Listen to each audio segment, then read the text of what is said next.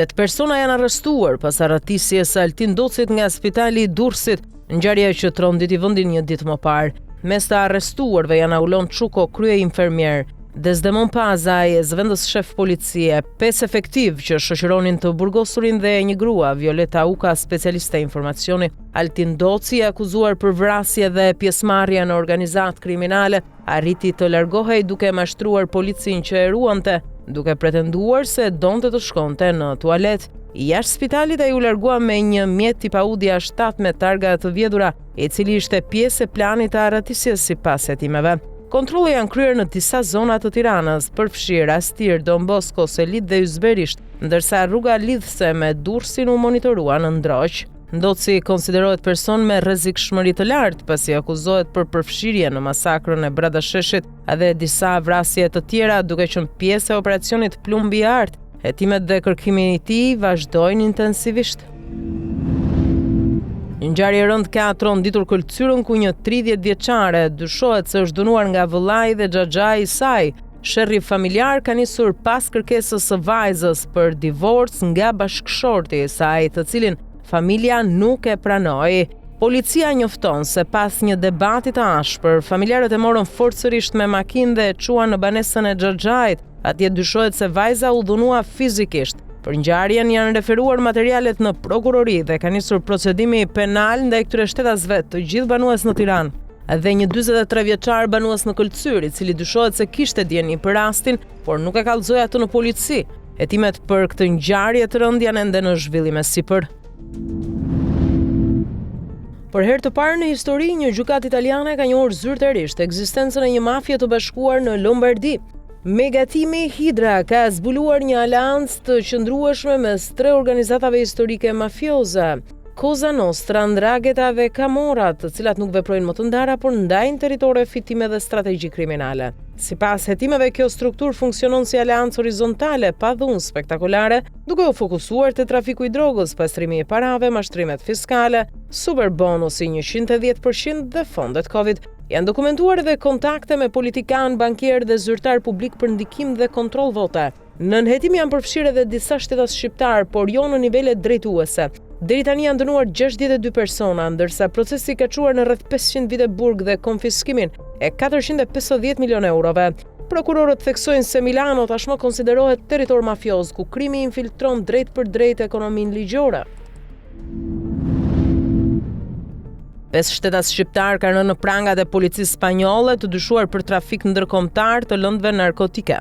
Sipas mediave në Spanjë, autoritetet sekuestruan rreth 200 kg kokainë të fshehur në një kontener në një anije që mbërriti së fundmi në portin e Vigos. Ngarkesa dyshohet se erdhi nga Amerika e Jugut nëpërmjet ashtu quajturës rruga e frutave, një itinerar i përdorur shpesh për trafik droge. Policia dhe shërbimi i mbikëqyrjes doganore kishin informacion paraprak dhe po prisnin mbërritjen e anijes, duke dyshuar për praninë e një sasie të paligjshme. Ky nuk është rasti i parë në këtë port. Vetëm një vit më parë, autoritetet spanjolle bllokuan 1250 kg kokainë të lidhura me mafien shqiptare të ardhura nga Ekuadori, ku arrestuan 9 persona. Vigo vijon të mbetet një pikë kritike në luftën kundër trafikut të drogës. Ministri i Brendshëm i Venezuelës njoftoi sot sekuestrimin e një ngarkese masive droge prej 6850 kg-sh, duke çuar totalin e lëndës narkotike të kapur në mbi 7100 kg vetëm në 13 ditët e para të janarit. Sipas autoriteteve, dërgesa përbëhej kryesisht nga marijuanë, por edhe nga kokainë e paketuar në mbi 14000 pako. Ministri Cabello deklaron se operacionet janë një goditje fortë ndaj rrjeteve kriminale dhe mohon pretendimet se Venezuela lehtëson trafikun e drogës. Ai bën me dije se arrestime të tjera janë kryer në shtetin Zulia, ku të ndaluarit dyshohet se kanë lidhje me mafian shqiptare që vepron nga Ekuadori. Sipas ministrit, bllokimi i rrugëve ajrore dhe detare i detyron grupet kriminale të përdorin rrugë toksore ku janë më të ekspozuar. Cabello, figurë shumë e fuqishme e regjimit Caracasit, thekson se lufta kundër trafikut të drogës do të vijojë pa kompromis. Policia e Tiranës ka finalizuar operacionin Strategjia, duke arrestuar 3 persona të dyshuar për një seri vjedhjesh në banesa gjatë muajit janar. Të tretë të arrestuarit kishin rekord penal për të njëjtën vepër. Hetimet zbuluan se grupi kishte kryer 3 vjedhje, më 7 janar në rrugën Don Bosco, më 10 janar në rrugën Dritan Hoxha, ku u vodhën 14.000 euro dhe sende me vlerë, dhe një ditë më parë në një tjetër banesë në rrugën Don Bosco. Grupi përdorte një metodë të sofistikuar, fotografonin bravat e dyerve, më pas studionin pamjet për të hapur banesat me çelës universal. Operacioni u realizua nga komisariatet numër 2 dhe numër 3, ndërsa hetimet vazhdojnë për zbardhjen e vjedhjeve të tjera të mundshme. Materialet janë dorëzuar pranë prokurorisë së Tiranës. Një ndërhyrje e shpejtë e policisë në fshatin Gomsiqe të Velipojës ka parandaluar për shkallëzimin e një konflikti fizik. Gjatë ngjarjes, një 42 vjeçar u dëmtua dhe po merr trajtim mjekësor në Spitalin e Shkodrës. Fal veprimeve operative u arrestua një 47 vjeçar i dyshuar se ka shkaktuar konfliktin për motive të dobta. Në banesën e tij policia sekuestroi një pistolet pa leje. Materialet janë vënë në dispozicion prokurorisë së Shkodrës.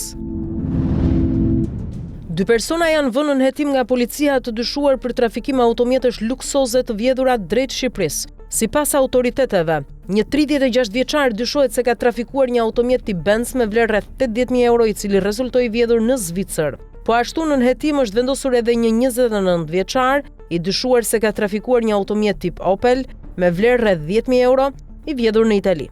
Rastet janë zbardhur në kuadër të operacioneve Stolen Line dhe Rally, të finalizuara brenda 24 orëve nga seksioni për hetimet e trafiqeve. Hetimet vijojnë për dokumentimin e rasteve të tjera të mundshme të trafikut të automjeteve.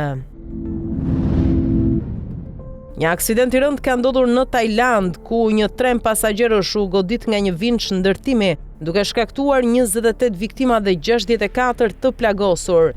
Në tren ndodheshin 195 persona, sipas planit të ulseve, megjithse numri sakt mund të ndryshojë. Ngjarja ndodhi rreth orës 9:30 kur vinçi po ngrinte një segment të madh betoni që ra mbi tren.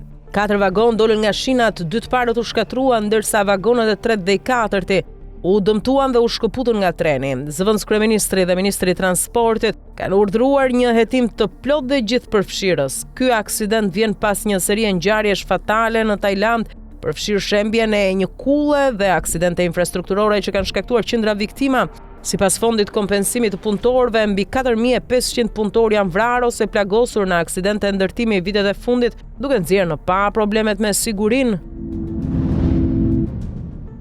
Një mjek e brenda Iranit ka deklaruar për Radio në Europa e Lirë se forcat e sigurisë kanë mbastisur spitale dhe kanë vrarë protestues të plagosur në kuadër të shtypjes brutale të protestave kundër regjimit. Duke folur në anonimat plot, ajo thotë se shumë protestues janë vrarë, arrestuar ose janë detyruar të fshihen, ndërsa situata është jashtëzakonisht e rëndë. Edhe pse këto dëshmi nuk mund verifikohen në mënyrë të pavarur për shkak të ndërprerjes së internetit dhe komunikimeve, dëshmitë e mjekëve, infermierëve dhe qytetarëve përputhen me pamjet e verifikuara që tregojnë përdorimin e municionit vërtet ndaj protestuesve. Sipas organizatave për të drejtat e njeriut, të paktën 648 persona janë vrarë që nga shpërthimi i protestave më 28 dhjetor, ndërsa numri real mund të jetë shumë i lartë. Spitalet raportohen të mbushur me të plagosur, veçanërisht me dëmtime në sy e kokë si pasojë e qëllimit të drejt për drejt nga forcat e sigurisë. Protestat të nxitura fillimisht nga kriza ekonomike janë shndërruar në sfidën më të madhe për regjimin iranian që nga viti 79, ndërsa dhuna shtetërore po përshkruhet nga dëshmitarët si një nga goditjet më vdekjeprurse në historinë e vendit. Këngëtari i njohur spanjoll Julio Iglesias është përfshirë në një skandal të rëndë pasi 2 ish-punonjëse femra e kanë akuzuar për sulm seksual, ngacmim të vazhdueshëm dhe sjellje poshtëruese. Sipas një hetimi 3 vjeçar, ngjarja dyshohet se ka ndodhur në vitin 2021 në rezidencat e tij në Republikën Dominikane dhe Bahamas. 2 gratë, njëra punonjëse shtëpie dhe njëra terapiste fizike, deklarojnë se Iglesias i ka prekur pa pëlqim, i ka bërë pyetje intime dhe ka krijuar një ambient frike e kontrolli. Dëshmitë e tyre mbështeten nga mesazhe, foto, raporte mjekësore dhe regjistra telefonatash, si edhe nga rrëfime të 15 ish-punonjësve. Sipas mediave është depozituar një kallëzim zyrtar, ku Iglesias akuzohet edhe për trafikim njerëzor. Këngëtari dhe avokati i tij nuk kanë reaguar, ndërsa një ish-mbikëqyrëse dhe presidentja e Madridit, Isabel Díaz Ayuso, kanë dalë në mbrojtje të tij. Çështja pritet të ketë zhvillime të tjera.